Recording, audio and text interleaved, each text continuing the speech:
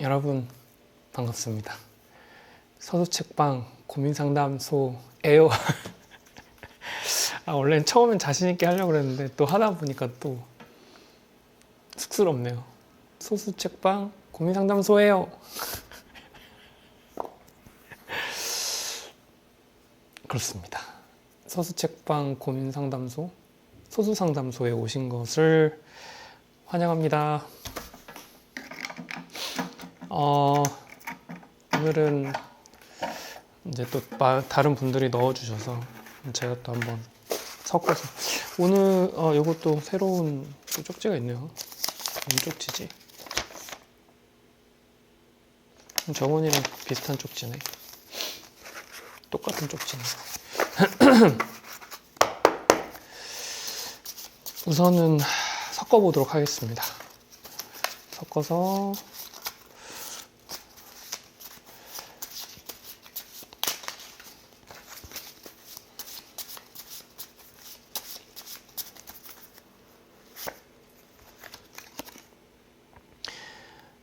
대부분은 무언가를 너무 미워하게 되어 힘들다고 하는데 반대로 무언가를 너무 하고 싶고 좋아해서 이제 저조차도 제 마음을 감당하지 못할 정도로 그 일에 대한 애정이 커져서 힘들어요. 제가 이상한 걸까요? 꿈을 이룰 수 있을까요? 어우, 엄청난 분이 오셨네요. 저는 우선은 오늘의 먹방을 알려드리겠습니다. 오늘의 먹방은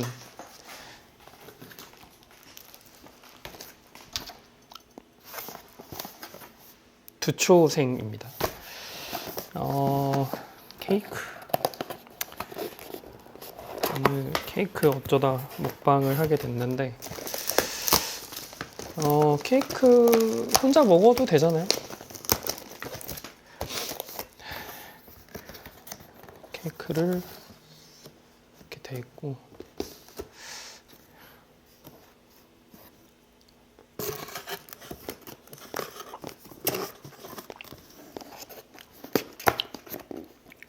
그냥 케이크 두초생.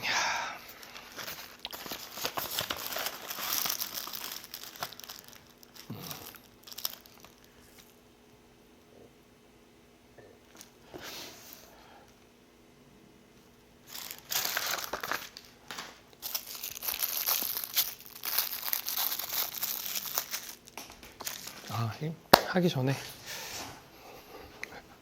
제가 우유를 갖고 올게요. 원래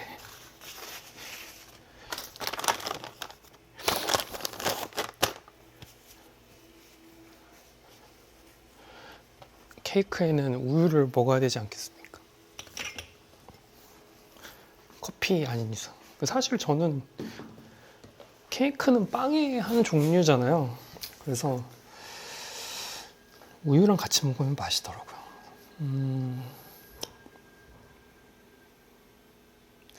제가 책방을 이제 몇 년 했는데요.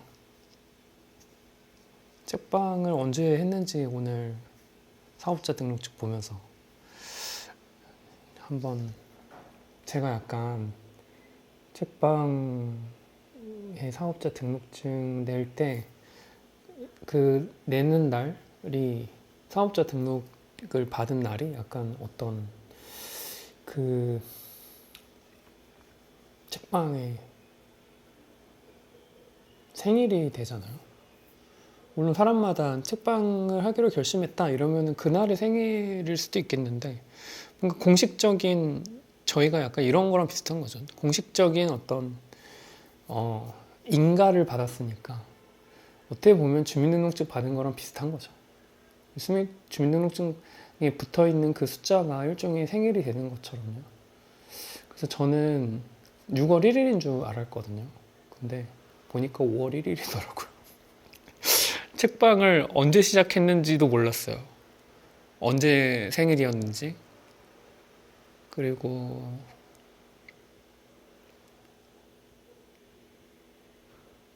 그렇습니다.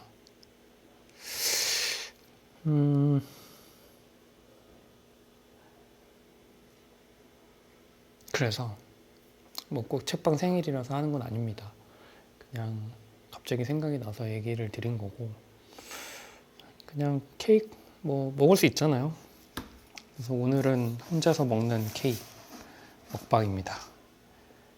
심지어 두초생, 그 유명하다는. 그래도 케이크에 한번 불어보고 해야 되니까.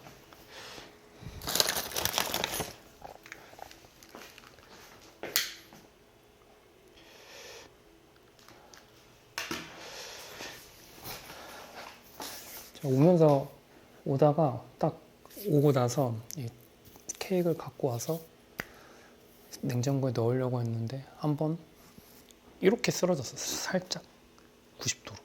그래서 살짝 이게 위에가 이렇게 되게 오밀조밀하게 예쁘게 돼 있었는데, 그래서 지금은 그렇게 예쁘진 않습니다.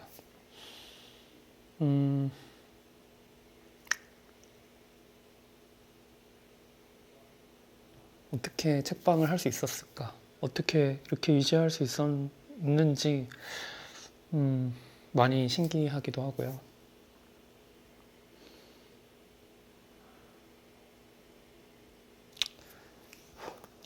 그리고 또 너무 감사한 마음이 큽니다. 5월에 첫 번째 질문이 오만함에 대한 이야기가 있었는데, 나는 책방을 하면서 오만해지진 않았을까? 를 항상 생각을 하게 됐던 것 같습니다. 속된 말로 꺼드럭대지 않았을까? 그러니까 이런 생각들인 거죠. 그래서 가끔은 그랬던 적도 있었던 것 같아서 되게 반성이 많이 되고요. 제가 뭘 안다고. 이 소수 책방 상담소도 한 지가 좀 됐더라고요. 처음 영상부터 시작해 보면 정말 오랫동안 뭘 하면 좋을까에 대한 생각을 하다가, 그래, 이거는 그래도 할 수는 있겠다. 꾸준하게. 제가 밖에를 거의 나가질 않아서 제가 원래 커피 사 먹는 것도 엄청 아까워하는 사람이거든요. 커피 하시는 분들한테는 너무너무 죄송하지만 메가 커피가 요즘에 2,000원이란 말이죠. 근데 어떤 커피숍은 6,000원 이렇게 받을 때도 있단 말이죠. 근데 저희 책방에서도 막 커피가 5,500원 이렇게 받는단 말이죠. 근데 이제 제 가격 책정의 기준점은 그 멤버십 분들이 기준점이기 때문에 저는 솔직히 좀 비싸다고 생각해요, 개인적으로. 어떤 분들은 싸다고 생각할 수는 있겠지만, 근데 이제 저는 6,000원이면 진짜 한 끼를 먹을 수 있단 말이죠. 하다못해 햄버거 그 세트도 한 6,000원이면 혹은 7,000원이면 한 끼 먹잖아요. 근데 요 커피 한 잔, 그게 6,000원이라고 하는 게 저한테는 가끔 부담스러울 때가 있어요. 그래서 진짜 일주일에 한 번? 뭐 그래도 많으면 한 3번까지는 먹는 것 같은데, 항상 책방에서도 커피를 마실 수 있으니까 나가서 먹는 거는 저한테는 되게 사치스러운 일이거든요. 그래서 신당동 근처에 있는 커피숍에 갈 때마다 저는 사치 부린다고 생각하고 가는 것도 좀 있는 것 같아요. 조그만 사치인 거죠. 근데 책도 엄청난 사치가 아닐까? 이런 생각이 많이 듭니다. 책방 주인은요, 어떤 생각을 하냐면,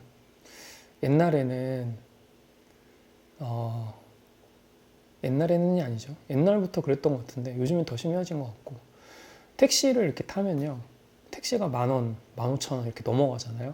그럼 저는 저 돈이면 책 한 권인데 그런 생각을 합니다.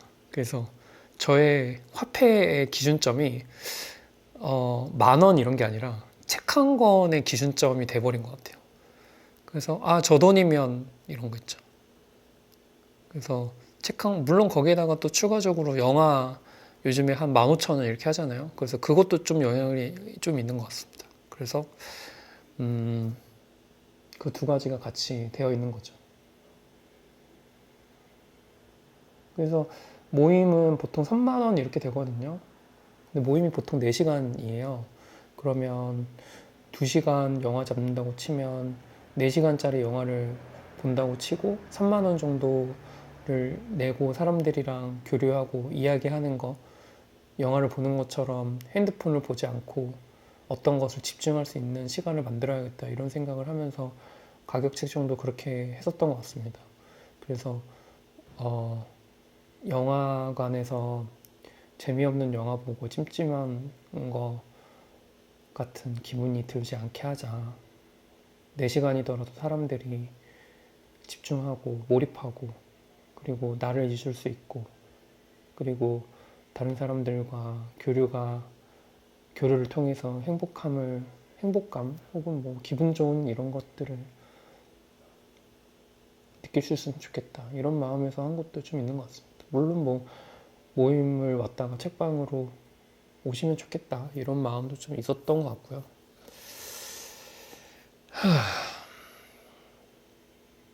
그렇습니다. 말이 많네요, 오늘. 오늘은 두초생 먹방입니다. 그래서 소원을 한번 빌도록 하겠습니다.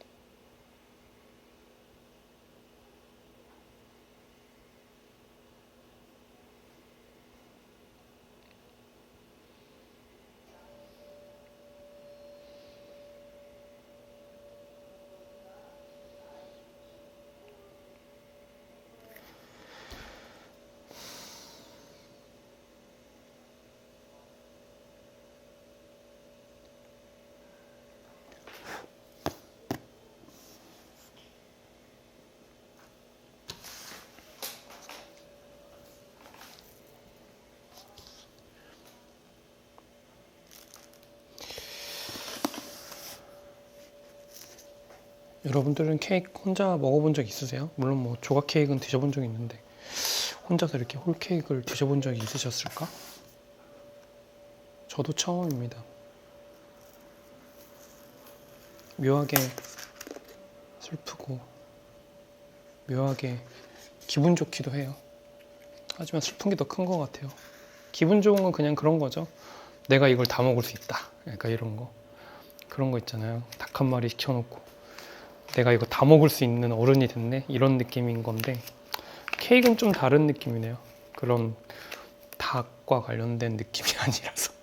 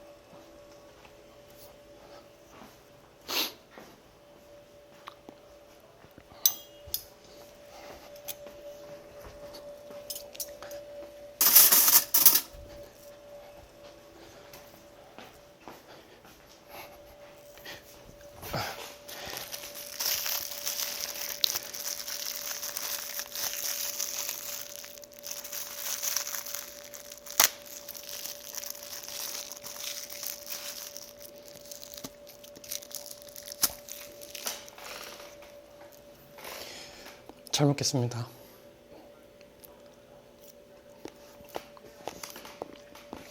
케이크 그렇게 크지는 않거든요.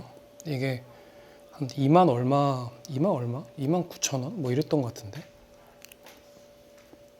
근데 뭐 SK텔레콤 무슨 할인하면요 30%인가 할인이 돼요. 그래서 한 2만 원대쯤에 샀던 것 같아요.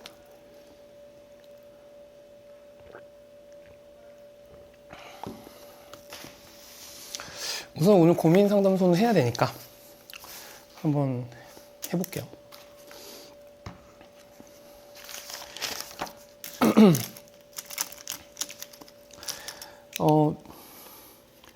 대부분은 무언가를 너무 미워하게 돼서 힘들다고 하는데 반대로 무언가를 너무 하고 싶고 좋아해서 무언가를 너무 하고 싶고 좋아해서 이제 저조차도 제 마음을 감당하지 못할 정도로 애정이 커져서 힘들어요. 이상한 걸까요? 꿈을 이룰 수 있을까요?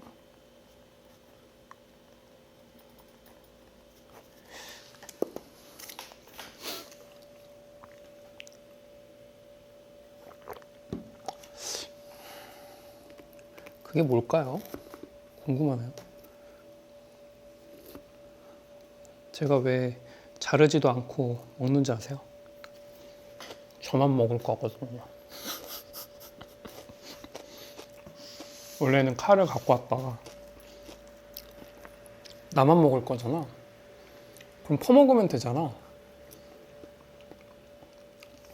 이런 단순한 생각으로 그냥 퍼먹고 있습니다. 오늘은 다 못 먹겠죠. 나머지는 내일 먹겠지.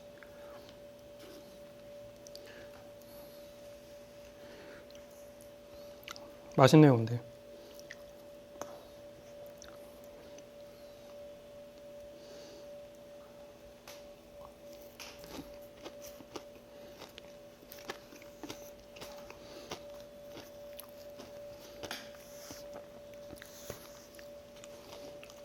먹다 보니까 먹고 나서 하는 게 나을 것 같기도 하고. 먹으면서 생각을 좀 해볼게요.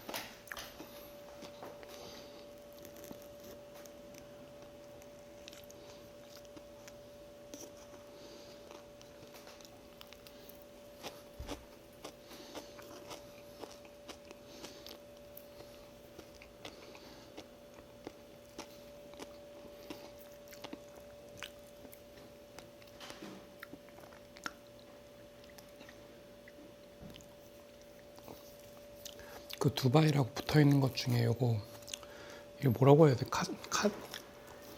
카디아프? 피디아프? 이 바삭거리는 식감 있잖아.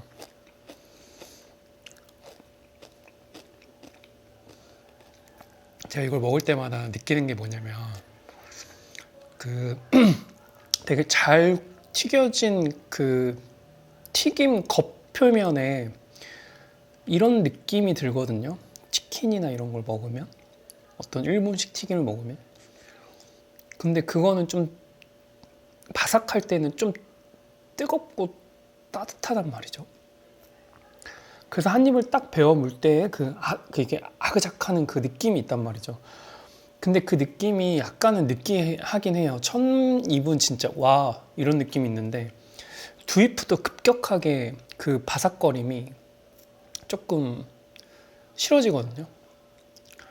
근데 그거랑 그런 바삭거림을 좀 더 담백한 바삭거림이라고 할까요? 그냥 좀 밋밋한 바삭거림으로 느껴지게 하는 게 과자 같은 느낌? 예를 들면 뭐 감자칩 같은 거. 근데 이제 이 카디아프는 그 딱 중간에 있는 것 같아요. 그러니까 튀김의 그런 느낌과 과자의 그런 느낌 그 사이에 어딘가 있는 것 같아요.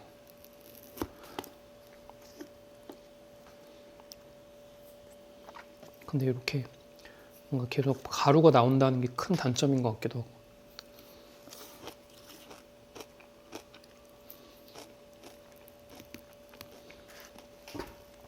저는 이제 그래서 가루 나오는 게 싫어가지고 두쫑구도 원래 한 번에 먹었거든요.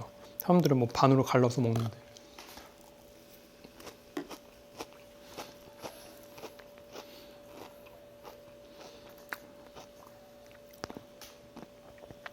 이렇게 흘리는 게 제가 이게 되게 예민한가 봐요.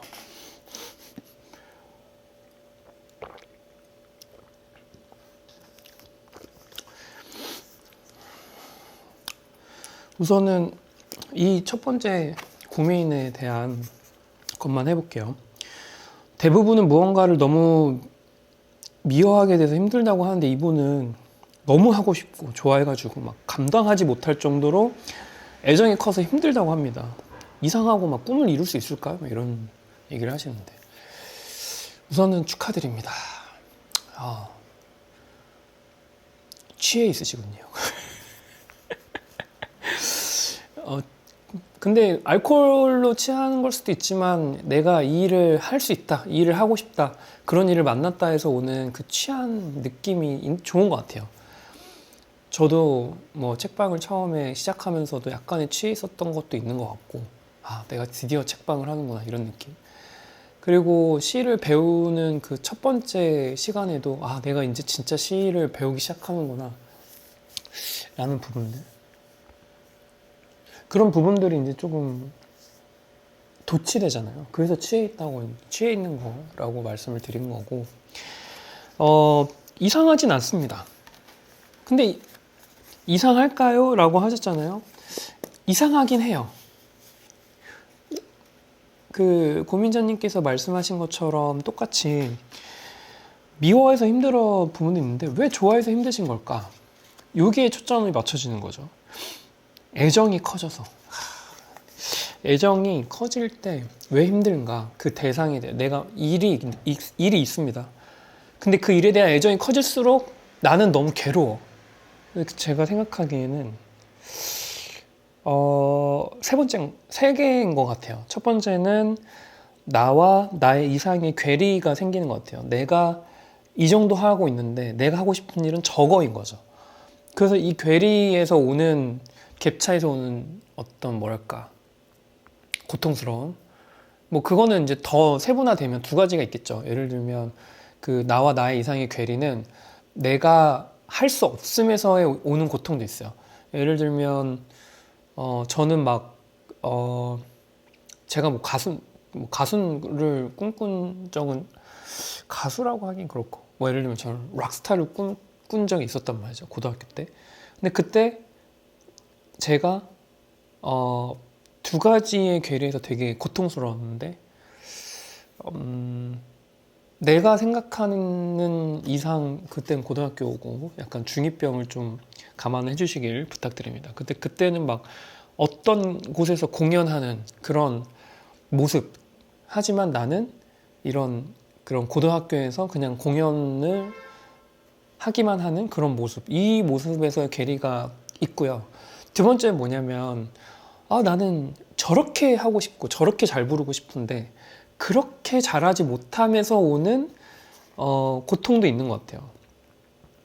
그래서 그 두 가지 괴리에서 오는 되게 고통이 있는 것 같고, 두 번째는 비교가 있는 것 같아요. 그거는 괴리랑은 조금 다른데, 비교는 나와 남의 비교가 되는 것 같습니다. 나와 비슷하게 시작한 사람이 뭐 더 잘 되거나, 나랑 비슷한 나이인 사람이 더 잘 나가거나, 그러니까 그런 부분들에서 오는 비교. 그리고 물론 내가 하는 일에 대해서의 비교도 있을 것 같습니다. 예를 들면 나는 그 일을 잘하고 싶고 그 일을 열심히 했는데 저 사람보다는 진짜 죽었다 깨나도 못할 것 같은 그런 느낌에서 오는 고통. 세 번째는 내가 그것만을 위해 살고 싶은데 그것만을 위해 살 수 없음에서 오는 고통도 있는 것 같습니다. 예를 들면 어떤 사람을 사랑하게 됐다고 합시다. 근데 나는 그 사람만을 사랑하고 싶은데 그 사람만을 사랑할 수 없음에서 오는 고통도 있는 것 같아요. 그래서 제가 생각하기에는 이 크게 보면 세 가지, 괴리, 비교, 그리고 온전히 그것만을 할 수 없는, 그렇게 되면 나머지는 다 방해물이라고 생각하게 되거든요. 그래서 거기서 오는 일종의 고통들이 세 가지가 있는 것 같습니다. 그래서 되게 힘들다의 고통들은 이 세 가지 중에 하나이신 거고, 혹은 복합적으로 다일 거라고 생각을 합니다. 잠깐만, 모기가 있어.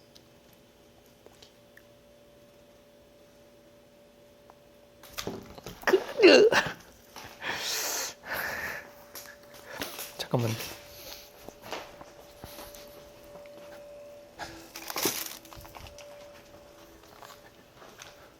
모기를 한번 잡으면서 한번 해보도록 하겠습니다.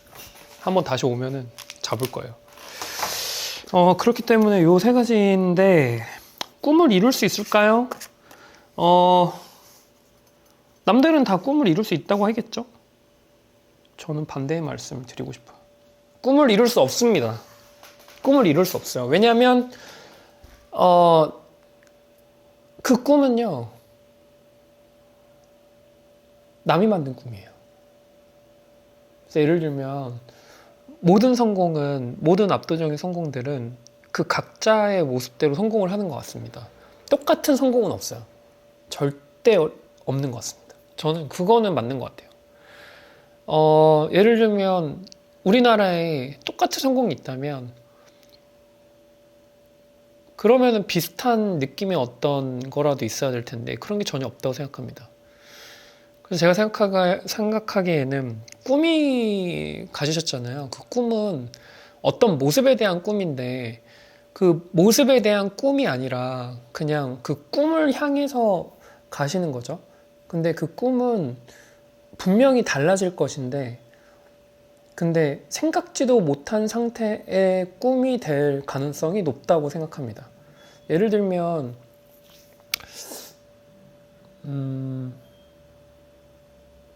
저도 책방이 이런 모습이 될지 몰랐어요. 이런 인테리어와 이런 모임을 하게 될 줄 몰랐어요. 정말 몰랐습니다. 저는 이거는 제 꿈이 아니었어요. 그때 내가 이 책방을 열고 나서의 꿈은 이 꿈이 아니었어요. 근데 만약에 제가 이걸 알았다면 이렇게 하지 않았을 것 같아요. 그렇기 때문에 저도 내년에는 무슨 일이 벌어질지 모르고 내후년에는 뭐 할지 모르겠거든요. 솔직히 말해서. 그래서 어떤 것인지는 잘 모르겠습니다. 근데 꿈을 이룰 수는 없어요. 왜냐하면 제가 말씀드리는 거는 물론 생각하시는 어떤 담대한 어떤 꿈이 있겠죠. 근데 그 모습으로 이루어지지 않을 거라는 거는 알게 돼요. 그래서 그 꿈이 있으시다면 남들과 다른 선택을 하시거나 꼭 남들과 다른 루트로 성공하게 되실 겁니다. 그렇기 때문에 남들과 같은 걸 하고 있다고 한다면 나는 꿈에서 멀어지는구나 라고 생각하시는 건 어떠실지 라고 생각을 합니다. 꿈을 이루고 싶으시면 그 꿈만 생각하시면서 하고 싶은 거 하시고 남들과 다른 걸 하셨으면 좋겠어요. 그리고 또 꿈에 대해서 하나만 더 말씀을 드리자면 성취는 빼야 된다고 생각합니다. 성취는 예를 들면 남들이 주는 성취들 같은 거 있잖아요. 남들이 주는 고평가들, 상 같은 거 있죠. 상을 바라면서 무슨 일을 꿈꾸면 더 안 되는 것 같아요. 예를 들면 나는 그래미상을 받기 위해서 음악을 한다. 나는 노벨상을 받으면서 할 거다. 라고 한 사람 중에 노벨상을 받은 사람과 그래미를 받은 사람은 없다고 생각합니다. 물론 있을 수는 있겠죠. 근데 그들은 거의 대부분의 사람들은 내가 하는 일에 대한 성취만 생각하지 남들에 대한 평가, 남이 주는 평가에 대한 성취는 생각하지 않아요. 저는 그렇게 생각합니다. 그래서 제가 생각하기에는 꿈에 대한 그 성질은 꿈을 이루실 건데 지금 생각하고 있는 꿈으로 이루어질 거지. 아유, 다시 한번 해보겠습니다. 내가 답답하네. 그러니까 이런 거죠. 꿈은 이루어지되 그 꿈의 모습은 내가 바라는 모습이 아닐 것이다. 첫 번째. 두 번째는 남이 해주는 성취, 남이 해주는 평가, 그러니까 남이 해주는 평가가 내 꿈에 들어가면 안 된다. 그것은 개입을 불가하도록 설정을 하셔야 된다고 생각합니다. 그러면 과정이 사실 꿈을 이루는 과정이고 이미 과정은 꿈을 이뤘다고 생각할 정도로 엄청나게 강력한 그 기제로 작용한다고 생각하거든요. 그래서 제가 생각하기에는 성취나 어떤 그런 것을 바라지 않는 상태에서의 과정에 무엇을 천착할 때 그때서야 꿈에 조금씩 다가갈 수 있다고 생각을 합니다. 그래서 그런 나는 유명해지고 싶어, 나는 성공하고 싶어, 돈 많이 벌고 싶어, 이 부분이 잘 모르겠어요. 저는 솔직히 말해서 제가 뭐 성공을 해본 적이 있어야 뭐 말이라도 하는데, 근데 이제 제가 말씀을 드리는 부분은 저의 성공담이라기보다는 제가 그동안에 읽었던, 그동안에 보았던 그 말 그대로 자기가 좋아하는 일을 해서 성공하신 분들의 사례들을 가만히 봤을 때 그런 공통점이 보이는 것 같습니다. 그래서 열심히 한번 해보시면 좋을 것 같고요. 이런 걸 찾았다는 거는 정말 운이 좋은 것 같아요. 그리고 그 시체를 보았을 때 좀 어릴 때 찾으신 것 같아서, 그래서 그것도 물론 뭐 글씨체가 보고 어리다, 뭐 나이가 많다 이렇게 하기는 좀 어렵긴 하지만, 근데 제가 느끼는 이 글씨체와 그 말투로 보았을 때 되게 어리신 것 같아요. 근데 그 상태에서 찾았다는 것만으로도 충분히 운이 좋으신 것 같고, 그리고 최소 10년은 해보세요. 시작하셨으면 한 3년, 4년쯤 하다가 그만두지 마시고, 할 거면 10년은 해야 되지 않겠습니까? 그래서 10년 한번 해보시고 주위에서 뭐라고 하든 그냥 해보시면 좋을 것 같습니다. 평생 동안 자기가 좋아하는 일을 찾으면서 하는 사람들이 그렇게 많지 않아요. 그렇게 많지 않습니다.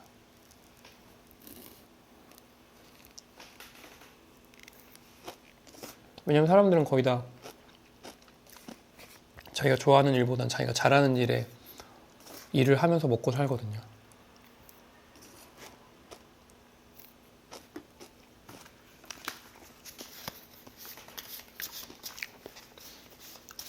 다른 것도 한번 뽑아보겠습니다.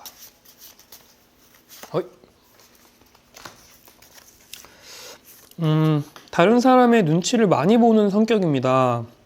그들의 시선, 생각이 크게 중요하지 않다고 항상 생각하고 있지만 이것도 사실은 되게 신경 쓰는 거죠. 누군가에겐 매 순간 평가받는 느낌입니다. 이런 기분에서 해방하기 위한 솔루션. 와, 이거 진짜 평가 그냥 어렵네. 왜냐면요, 평가받는 기분이라고 든다는 거는 평가하시는 분일 거라는 생각이 많이 듭니다. 평가를 많이 하는 사람 치고요, 평가를 받는다고 듣는, 평가를 많이 받는다고 생각하는 분도 많은 것 같고요.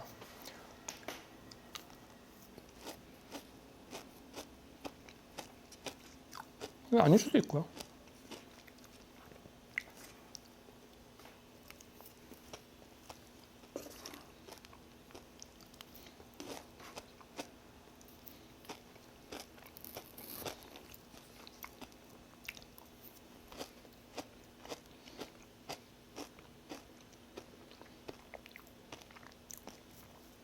선택을 보이지 않으시는 게 낫지 않을까?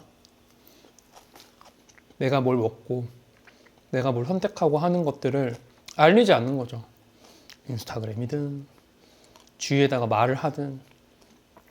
왜냐면 내가 무엇을 했다라는 거를 알리는 순간에 평가를 받을 수밖에 없잖아요. 그들이 안 한다고 한들. 속으로는 저들도 내가 이렇게 말하면 저들도 나를 평가하고 있겠지, 이런 생각을 하고 계실 거 아니에요? 그러니까 아예 어디에다가 말을 하지 않거나 공유하지 않는 거죠. 그런 방법도 있다고 생각합니다.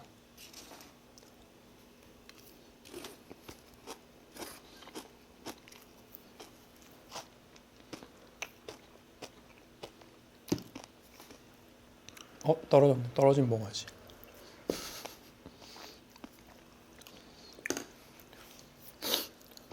제가 왜 여기에다가 이걸 놓는지 아시죠? 나중에 이걸 또 먹으려고.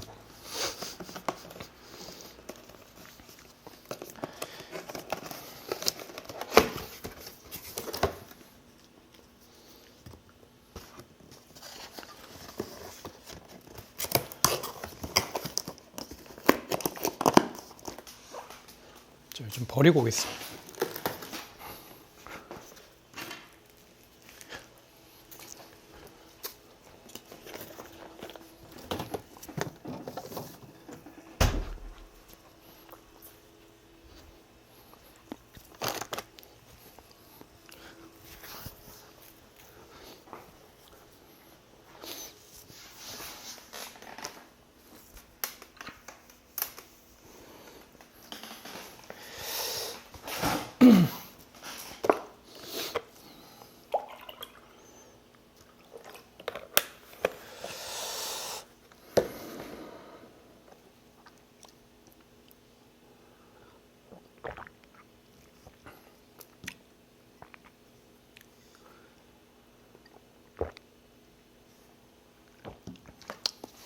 근데 눈치 많이 보면 안 되나요?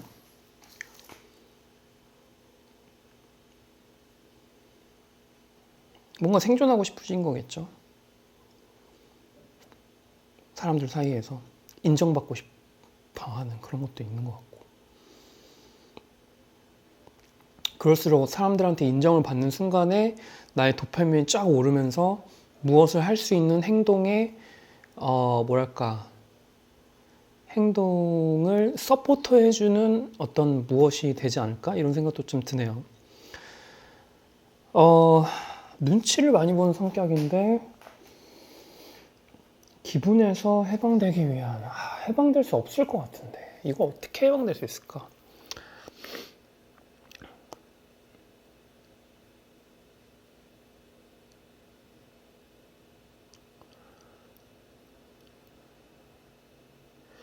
저도 생각해보면 눈치를 많이 보는 것 같거든요. 아닌가? 눈치 안 보는 것 같기도 해. 눈치를 어떻게 하다가 안 보게 됐을까?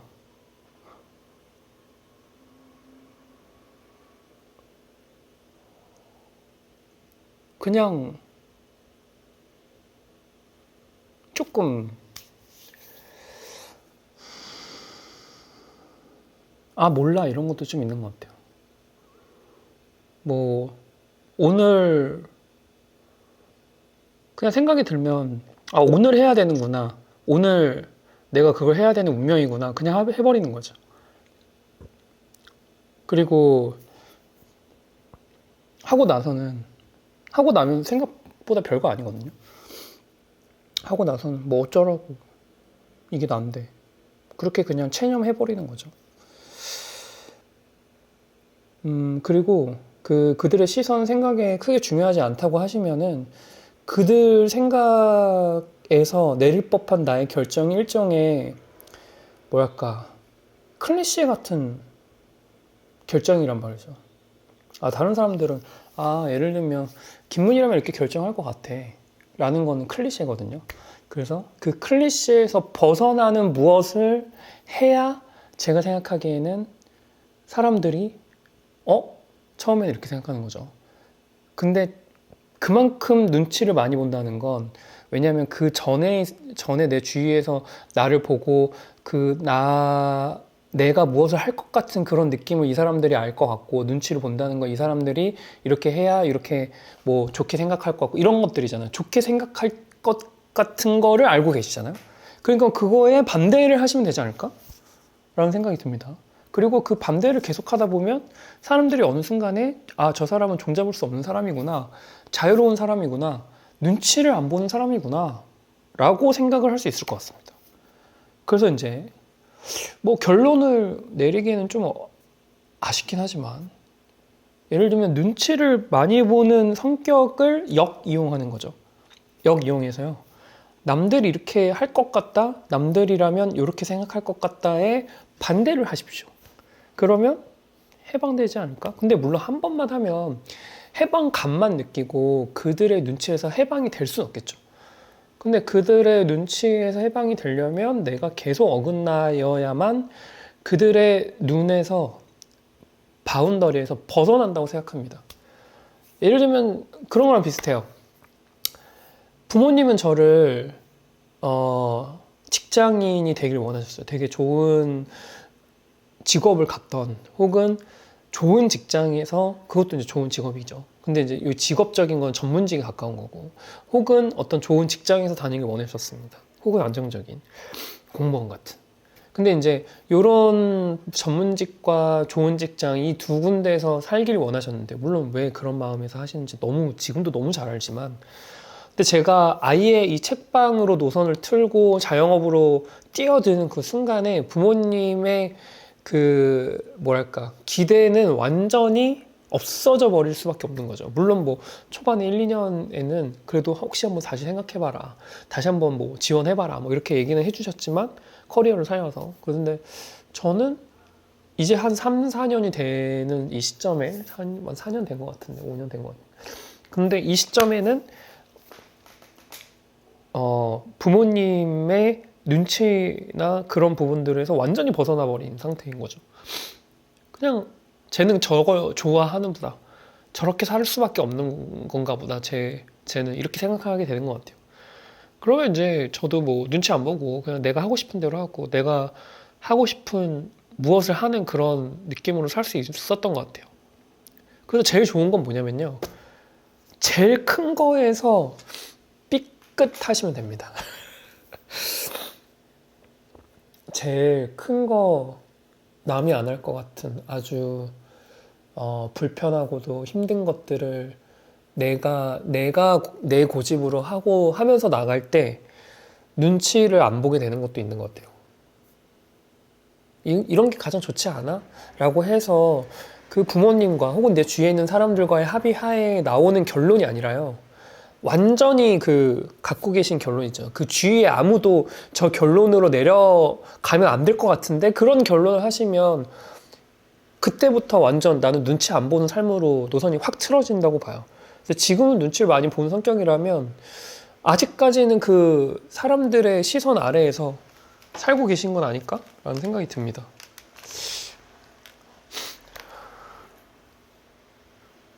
약간 시실리 영화 생각난다, 이거 보니까. 마지막으로 하나만 더 할까요? 요게 지금 계속 걸리니까 요거는 짧게 하겠습니다. 인스타에서 우연히 발견해 오늘 처음 방문해 보았습니다. 파란 공간 속에 노란 불빛들이 뭔가 모를 다른 공간에 있는 것처럼 느끼게 해주는 책방이네요. 요즘 인간관계에 대한 고민들로 가득합니다. 특히 무리 중에 한 명에게 너무 꽂혀 있어요. 서로 호감 표현도 하고 있지만 한편으로 만약 사귀게 된다면 그 이유가 걱정되기도 합니다. 그 친구들 덕분에 감정이 요동치고 있고 만난 날만 기다리고 있는 자신을 발견했어요. 솔직하게 마음을 표현하는 게 맞을까요? 네. 그냥 속된 말로 저는요, 모임 뭐 이렇게 무리 안에서 꽂혀 있어가지고 그 사귀게 되면 그 무리를 더 이상 사람들 만나지 못하지 않을까? 무리를 나갈 수 있을까? 이런 생각들은 정말 정말 쓰잘데기 없는 생각이라고 생각합니다. 무리 중에 한 명한테 꽂혔다? 그거는 이렇게 생각하셔야 돼요. 그 무리를 하게 된 이유는 사실 내가 그 사람을 사랑하기 위해서는 아닐까로 반대로 생각을 해보십시오. 무리는, 집단은, 조직은, 커뮤니티는, 모임은 다 어차피 와해가 되고요. 어차피 개인보다 크지 않아요. 저는 그렇게 생각합니다. 한 명의 개인이 가장 커요. 한 명의 개인이 어떠한 모임보다 대체될 수 없어요. 저는 그 모임, 이 사람 때문에 어떤 모임을 대체할 수 있다? 이거는 저는 정말 메네라라고 생각합니다. 이게 내가 메네라인가? 뭐 이런 생각도 드는데. 하여간 저는 어떠한 모임도 어떤 사람을 포기하게끔 할 수는 없다고 생각해요. 그래서 제가 생각하기에는 사귀게 되면 그 이유가 걱정하지 마시고 솔직히 사귀는 게 문제 아니에요. 왜냐면 만약 사귀게 된다는 거는 그 사람이 나를 좋아하는지 안 좋아하는지도 모르는데 난 사귈 수 있을 것 같은데 이런 자신감도 지금 있으신 거잖아요. 그러니까 너무 꽂혀 있다면 이제는 가야 됩니다. 이제는 솔직하게 얘기하시고 뭐 예를 들어서 모임 뭐 무리 뭐 끝나고 나서 둘이 가는 뭐 어떻게 뭐 집에 가는 곳을 뭐 이렇게 뭐 뭘 만들던가 혹은 뭐 모임 전에 뭐 잠깐 만나자라던가 뭐 그래서 어떤 그 모임에 있는 그 친구한테 이야기를 하시고 결단을 내리시는 게 모임은 필요가 없어요. 모임은 진짜 필요가 없습니다. 제가 모임을 하고 있지만 모임을 하고 있는 것 중에 가장 제가 중점적으로 신경 쓰는 건 뭐냐면 모임의 커뮤니티가 생기는 게 그렇게 썩 좋지 않아요. 그러니까 예를 들면 우리 이 모임 왔으니까 다음 모임에 또 만나요. 그래서 예를 들면 한 달, 두 달, 세 달, 네 달 계속 그 모임에 있는 사람들만 계속 모이는 거, 이거는 저는 그렇게 원하지 않습니다. 모임은 흘러야 되고 사람들이 바꿔줘야 되고 계속 새로운 사람과 기존에 있었던 사람들이 계속 어울러줘야 이 모임이 생기가 돈다고 생각하지. 모임이 뭐 8명이면 8명 내내 같이 가는 거, 저는 제 생각에는 그 모임이 크게 좋다고 생각하지 않습니다. 그러지 않을 바에 그냥 뭐 그것도 뭐 나쁘진 않겠네. 뭐 예를 들면 친구들끼리 무리 모임 뭐 이런 거 있을 수 있잖아요. 근데 뭐 그런 어떤 사적인 모임 말고요. 그냥 모임 자체로서의 부분들은 그렇게 좋다고 생각하진 않는 것 같아요. 그래서 제가 트레바리라는 곳을 했는데 트레바리도 한 4개월 끝나면 사람들이 한번 리프레시가 되니까 그게 되게 좋은 거였거든요. 그래서 제가 생각하기에는 그것도 진짜 중요하다 생각해서, 그리고 사귄 다음에 무리에서 나오세요. 그럼 나와서 둘이 하나의 모임이 되잖아요. 무리가 되잖아요. 그럼 거기서 뭐 애도 낳고 뭐 애 둘 낳고 이러면 이제 무리가 되는 거지. 그래서 제가 생각하기에는 뭐 다른 고민거리 없이 인간관계만이 고민인 요즘에 행복합니다라고 돼 있는데 얼마나 행복합니까? 다른 건강이나 돈이 고민이 아니시면 진짜 그냥 사귀어서 진짜 행복감을 만끽하시는 걸 전 추천해드립니다. 그래서 저는 요거 해주신 분 있죠? 지금 만나고 있을지는 모르겠지만 만나고 있다면 뭐 댓글 써주시면 좋을 것 같고요. 그래서 제가 생각하기에는 너무 꽂혀있는 그 무리 중에 한 명, 여기 써져 있거든요. 너무 꽂혀있는 그 무리 중에 한 명에게 이걸 만약 보셨으면 당장 뭐 이런 말을 아주 빠른 시일 내에 고백을 해서 빨리 결단을 내리는 걸 추천합니다. 그리고 이런 사람이 무리에 있는데 다른 사람을 만나기도 어렵잖아요. 무리에 있는데 나는 사실은 어떤 사람을 좋아하고 있었어. 근데 소개팅을 해서 어떤 사람을 만났어. 근데 그 소개팅하는 사람한테 나 사실 무리라는 게 있어. 커뮤니티가 있어. 모임이 있는데 한 달에 한 번씩은 나가야 돼. 그래서 이 친구한테 그 모임을 나간다고 하고 한 달에 한 번씩 나간다고 칩시다. 이게 뭐야? 왜냐면 그 모임 안에 내가 좋아했었던 사람이 있잖아. 그걸 또 왜 나가? 그래서 저는 뭐 그런 생각이 드는 거죠. 숨길 수 있다고요? 잘 모르겠습니다. 그리고 할 거면 제대로 정리하고 딴 사람을 만나던가 아니면 이 사람한테 고백하고 차여서 딴 사람 만나던가 그렇게 해야 된다고 생각합니다.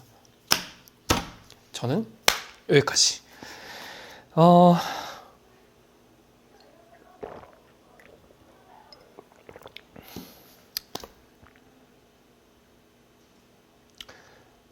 여러분 요즘에 날씨도 좋은데 행복하신가요?